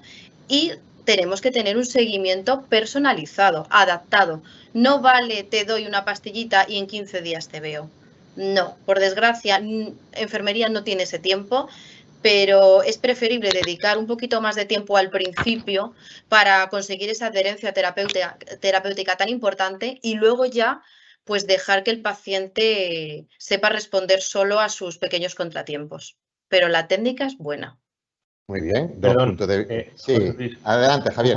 Por matizar una cosa que yo no sé, mismamente Giovanna acaba de decir que son pacientes que vienen porque les han fracasado otros tratamientos. Y es justo lo que yo estaba diciendo. Es decir, que un paciente que tiene una rotura esfinteriana, en mi opinión, lo que hay que ofrecerle es una reparación esfinteriana. Y un paciente que tiene una neuropatía pudenda, lo que hay que ofrecerle es una neuromodulación sacra. Porque es una técnica que, si resulta efectiva, es pasar de una calidad de vida del 0 al 9 y sin ninguna dependencia de irrigarse diariamente. Entonces, si no son efectivos los tratamientos curativos, la reparación esfinteriana o la neuromodulación, creo que es una alternativa buena. Yo no quiero decir algo en contra de la irrigación, lo que digo es que es un tratamiento paliativo cuando los tratamientos curativos no funcionan. Que no está mal paliar la incontinencia, está bien, pero si podemos curarla, si podemos mejorar lo suficiente para que el paciente no dependa de una irrigación diaria, yo creo que es preferible. Y la mayoría de los pacientes yo creo que se les explica esto, ¿no? ¿Y a qué pacientes van directos a este tratamiento? Pues pacientes que no son candidatos, por su patología de base, no son candidatos a un tratamiento como reparación esfinteriana o neuromodulación. Y donde más se está abriendo la puerta últimamente, pues también es en los pacientes neurológicos. Los pacientes neurológicos, digamos que son pacientes que, como comentaba antes José Luis, estaban acostumbrados a tener incontinencia, y porque eso era una cosa dentro de su lesión medular o dentro de su esclerosis, pues era algo normal y que tenía que asumir, y hoy en día buscan un tratamiento que, pues eso, que dignifique su calidad de vida y que sea más eficaz. Muy bien, yo creo que queda claro, y además, bueno, pues con estos puntos de vista vemos las distintas posibilidades, pero me quedo con algo que habéis aportado, ¿no? Con calidad de vida. O sea, lo que pretendemos en todo momento es ofrecer soluciones para que mejore su calidad de vida. En algunos casos es de forma paliativa, sabemos que no se va a curar, que no hay solución definitiva, pero sí coadyuvante a otras soluciones y que puede mejorar su calidad de vida. Pero me gustaría preguntarle ahora a Maite el acceso a ese tipo de tratamiento. Nos han preguntado, incluso son muchas las preguntas que hay, lo siento, pero no vamos a tener tiempo para todo, sobre pañales, sobre dispositivos propios para la incontinencia como tal, o para ayudarnos a controlarla, como esto que estamos hablando de la irrigación, u otros dispositivos. Pero quiero unirlo todo en ese acceso a los dispositivos, porque también nos hacían llegar un poco las dificultades que hay en función de la comunidad autónoma en la que nos encontremos, en función de dónde tengamos acceso, sea a través de atención primaria o atención de la consulta especializada. Como pacientes y como además asociación que tenéis información de todo el Estado, ¿qué dificultades veis de acceso a los tratamientos y dispositivos que tenéis a vuestro alcance?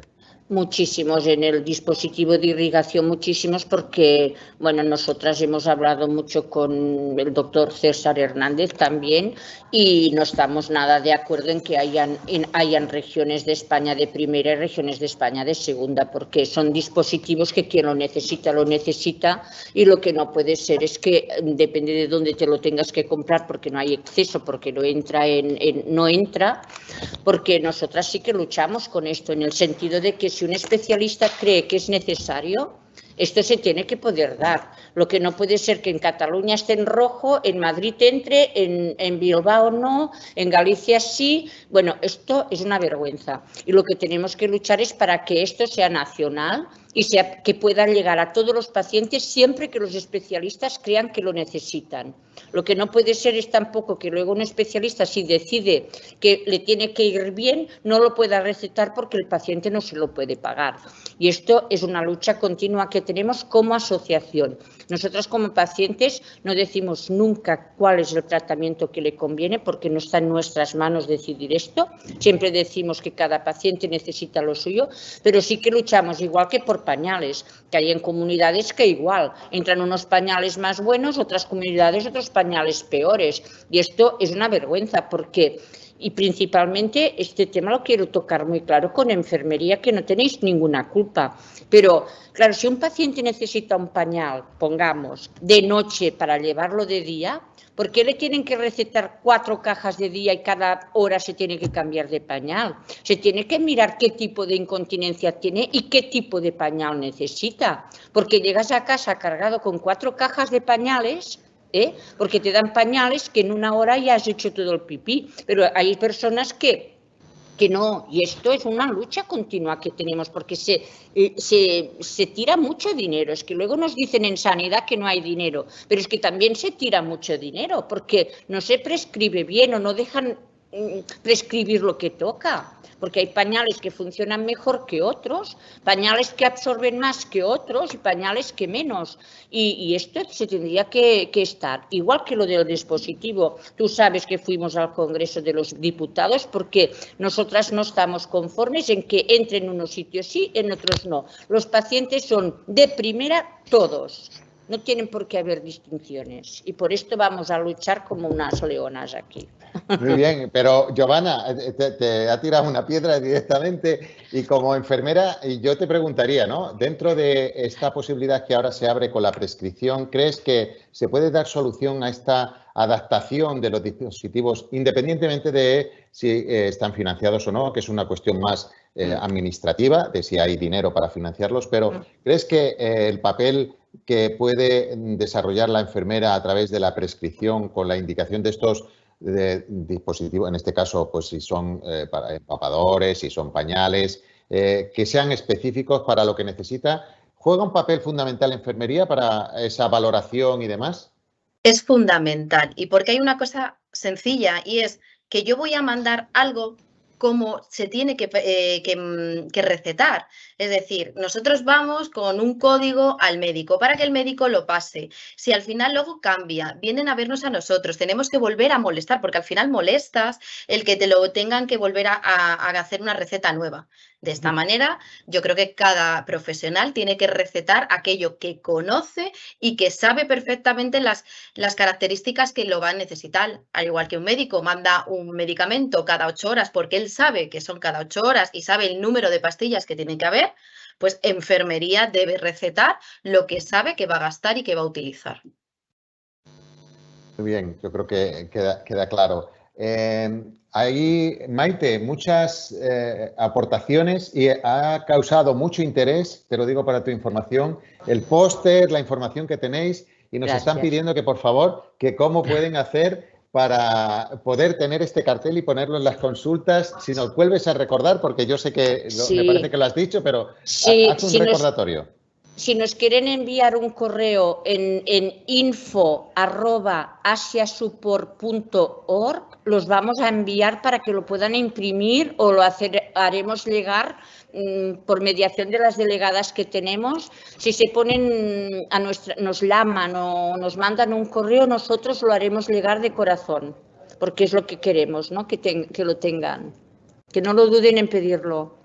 Muy bien, muchas gracias. Voy con una pregunta muy específica, Javier, porque incluso cuando preparamos el webinar yo decía, no podemos caer en ir si hay preguntas específicas de cada paciente, porque cada paciente es un mundo, ya se ha dicho. Me ha gustado también lo que se ha dicho por parte de los ponentes, que no, y lo decía Maite, ¿no? Y esto no es una cuestión de que le pregunte a mi vecina y que me recomiende, porque cada uno es un mundo y tiene. Pero hay una concreta que, permíteme que te traslade, Javier, que dice, la voy a leer tal cual. Buenas tardes, no sé si se ha tratado el tema, pero lo pregunto.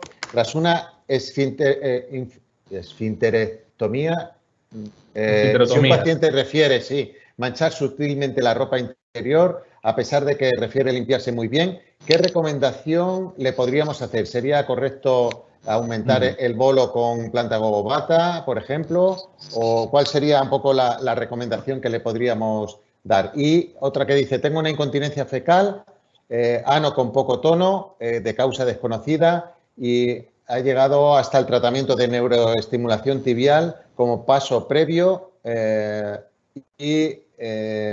pregunta si, como no funcionó el tibial y sigue con el problema, si hay algún avance, si hay algo más. Sé que lo hago muy deprisa, pero por bueno, dos preguntitas concretas. Son dos tipos de pacientes diferentes, pero vamos a contestar así brevemente y resumido. Vamos a ver. El primer tipo de paciente que nos ha preguntado es un paciente que tiene una esfinterotomía, habitualmente por la sintomatología que dice, es una esfinterotomía del esfínter anal interno, que es una intervención quirúrgica que hacemos para dos problemas, fundamentalmente. Para la fisura anal crónica, que la esfinterotomía lateral interna es la técnica de elección, en la que se secciona de forma controlada el esfínter interno del ano, y la fistulotomía en fístulas interesfintéricas. Bueno, el caso es que cuando seccionamos de forma controlada, por fístula o por fisura, el esfínter anal interno, en la mayoría de las ocasiones no ocurre nada, porque el esfínter externo es suficiente para suplir el tono de reposo que perdemos al cortar el interno. En la mayoría de los pacientes no ocurre nada.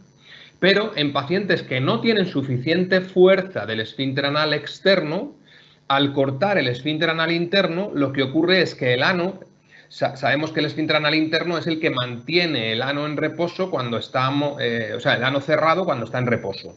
Pues el ano, cuando el paciente hace la defecación, no vuelve a cerrarse completamente y se queda, digamos, una rendija por la que los restos fecales que quedan en la ampolla rectal se escurren. Por eso dice que mancha sutilmente la ropa interior. Estos pacientes normalmente, cuando tienen ganas de hacer deposición, son capaces de aguantar hasta llegar al baño. Sin embargo, cuando a veces van a orinar y se dan cuenta de que han manchado sin darse cuenta. Esto es lo que denominamos incontinencia pasiva y es por incompetencia del esfínter anal interno.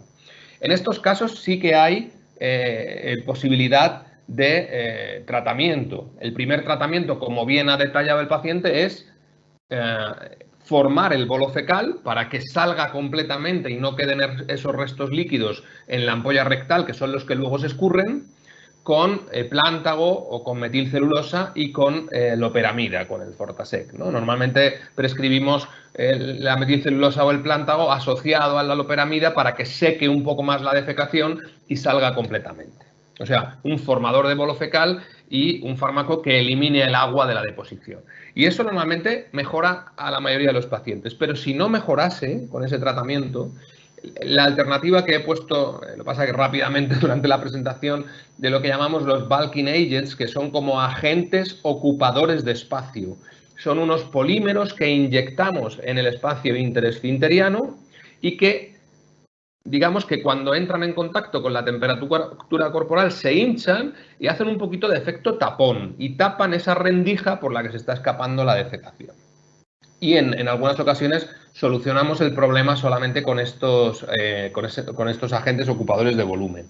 Y luego, el otro tipo de paciente, lo que ha comentado es que tiene una hipotonía de causa desconocida, no sé si es un hombre o una mujer, pero la mayoría de estas hipotonías son defectos de conducción y atrofias de la musculatura del suelo pélvico, debidas a la edad y a los partos habitualmente prolongados. Entonces, en estos pacientes, la neuromodulación del tibial posterior es un tratamiento que se puede utilizar. En este caso nos dice que ha fracasado el tratamiento con la neuromodulación del tibial posterior y nos pide alternativa. A ver, yo creo que si es una hipotonía marcada del esfínter, de ambos esfínteres, con bajo tono de reposo y baja contracción voluntaria, se puede intentar hacer una prueba de neuromodulación sacra. Es cierto que el paciente que responde bien al tibial es un buen candidato a sacras, eso sí lo sabemos. El que responde bien al tibial, aunque pierda el efecto, es un buen candidato a sacras. Pero algunos pacientes que no responden al tibial pueden responder a la neuromodulación sacra. Entonces yo, si tiene una hipotonía de ambos esfínteres, con un tono bajo, asumimos que por neuropatía pudenda, de la causa que sea, por esfuerzos defecatorios, por partos, etc., yo intentaría hacer una prueba de sacras. Recordemos que las sacras es un sistema que consta de dos fases, no es invasivo, no es quirúrgico como tal, es una prueba, es una intervención percutánea en la que colocamos un electrodo en el foramen sacro, habitualmente S3, S4, y lo estimulamos primero conectado a una pila externa. Si el paciente en ese periodo de prueba de 2-4 semanas consigue tener una buena mejora en su función defecatoria, en su calidad de vida, entonces se implanta. Y si no, pues se retira el electrodo y volvemos a la situación inicial. No empeora en ese sentido. Entonces yo sí plantearía en ese caso una prueba de neuromodulación sacra. Muy bien, pues muchas gracias. La verdad que es apasionante y seguramente podríamos estar horas y horas hablando de incluso muchos casos, pero no tenemos tiempo para mucho más.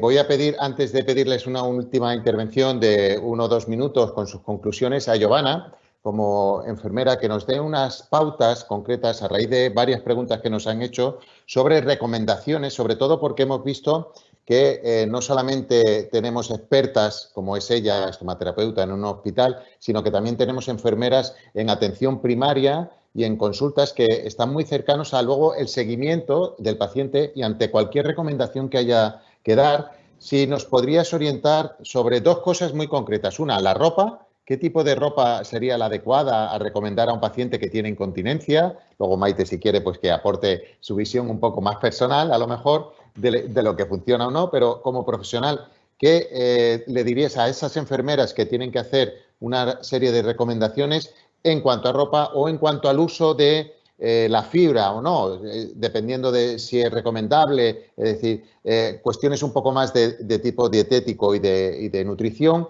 Pues esos 2 aspectos, en la ropa, vestimenta y en la alimentación, fibra, uso de fibra y demás, sin ser A muy ver, cuando extensa, nosotros vemos a un paciente, lo primero que hay que ver es cómo viene vestido. La imagen es súper importante. Yo ya he dicho al principio que psicológicamente están muy afectados. Entonces, son pacientes que generalmente visten de oscuro, visten con cosas amplias, descuidados. La palabra es esa. Entonces, hay que dar 2 matices. Primero, hay que indagar por qué viene así. Si es una persona que es que se encuentra cómoda y le gusta, estupendo, pero tener incontinencia no significa que tengas que ir desaliñado o mal vestido. Es cierto que sí que hay ropas, como por ejemplo el algodón, que es más transpirable, la ropa oscura que es más discreta, hay compresas, hay ropa interior, pues que al final te va a beneficiar y te va a ayudar en todo eso. Pero sobre todo el paciente tiene que sentirse cómodo y puede vestir lo que quiera. Y para evitar pues pequeños contratiempos, pues que lleve una muda de cambio, que eso es lo que le va a dar mayor tranquilidad. Y luego, al nivel de la alimentación, yo intento transmitirles que ser lo más factibles posible, porque ya bastante es hacerte caca encima o hacerte pis encima como para estar con problemas de la alimentación. Pero es cierto que hay alimentos que son muy contraproducentes, es decir, si tú tienes una incontinencia urinaria y te encantan los espárragos que son diuréticos y que además desprenden muchísimo olor, pues no es lo más recomendable. Por ejemplo, los edulcorantes, el chicle que tiene sorbitol, esto lo único que hace es irritar todavía mucho más la mucosa y hacer que tu tránsito intestinal sea más amplio. A nivel de la fibra, muchas veces en los pacientes pues, se encuentran muy limitados porque son pacientes que se les escapa la caca, que muchas veces es una caca líquida y que lo que hacen al final es dejar de comer. Y eso tampoco es, porque se tienen que nutrir, se tienen que hidratar. Entonces, los alimentos, pues unas lentejas tienen muchísima fibra, tienen los 2 tipos de fibra, tienen la fibra insoluble y la fibra soluble. La fibra insoluble que la tenemos en la cáscara, que es cuando la que nos va a hacer que el tránsito sea mucho más rápido, pero la fibra soluble es la que nos va a atrapar todo ese agua, nos va a hacer que las heces sean mucho más espesas y que son necesarias. Entonces, ¿qué es lo que yo les recomiendo? Pues las legumbres, pues que sean en purés, en doble cocción, que si se van a extralimitar pues porque tengan un acontecimiento y la alimentación pues no sea lo más estricta posible, pues que sea la ley de la compensación. Es decir, si yo voy a una celebración y me voy a tomar una tarta porque es que es el cumpleaños de mi hijo y me encanta y sé que pues todo el azúcar, todo el dulce, el chocolate, todo eso va a hacer que yo tenga muchas más pérdidas, pues que a lo mejor en vez de tomármelo con un café, me lo tome con una infusión, con un té, o si no que en la cena pues tenga pues un puré de calabaza y un pescado hervido, que es proteína y al final va a hacer que yo no tenga tantas pérdidas. Un poquito escuchar al paciente. Muy bien, pues yo creo que son unas recomendaciones muy prácticas las que nos daba Giovanna, así que vamos a finalizar ya porque no nos queda tiempo para más. Ha sido un gusto tenerles aquí, tanto a los que nos han ido transmitiendo no solamente preguntas, sino además que les haya gustado mucho el webinar, lo cual es de agradecer, porque eso quiere decir que lo estamos haciendo muy bien.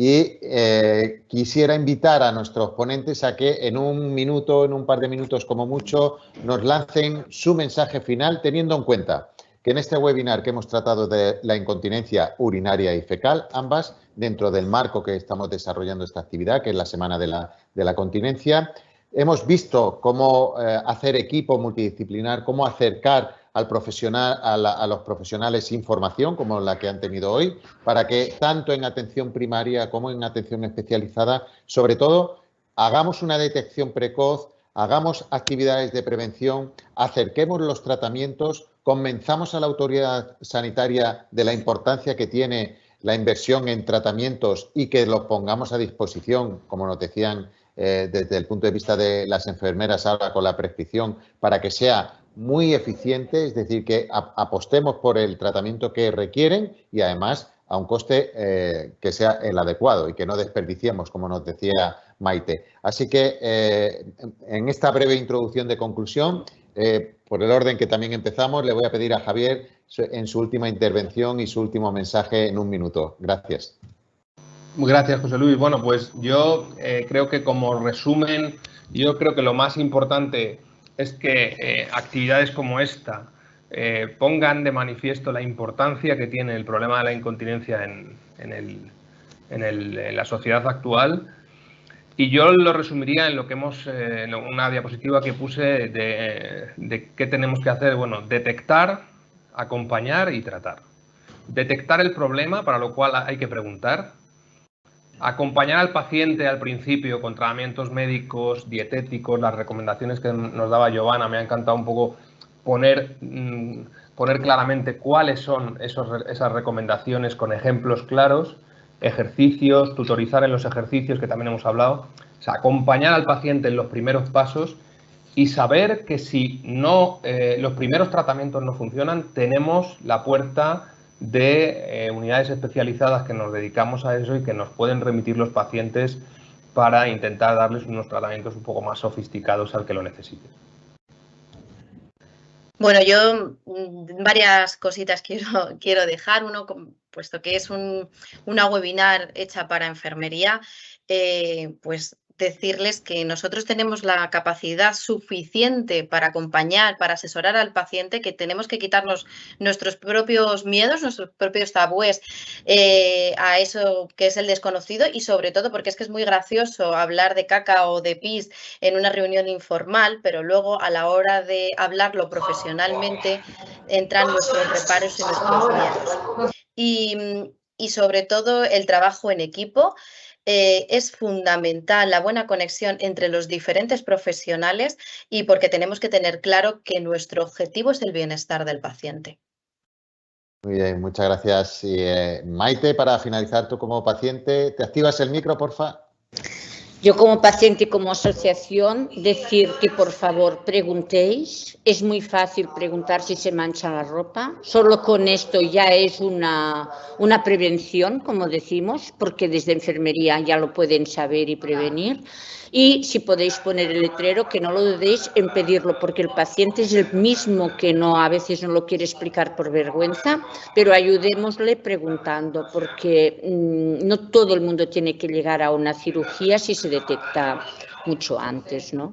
Y bueno, y que gracias a todos vosotros por darnos la oportunidad, que yo siempre apuesto por enfermería, lo saben Javier y Giovanna, porque sois la mano derecha de los cirujanos y la parte directa nuestra, ¿no?, de los pacientes, y que encuentro que es muy necesario que se pregunte.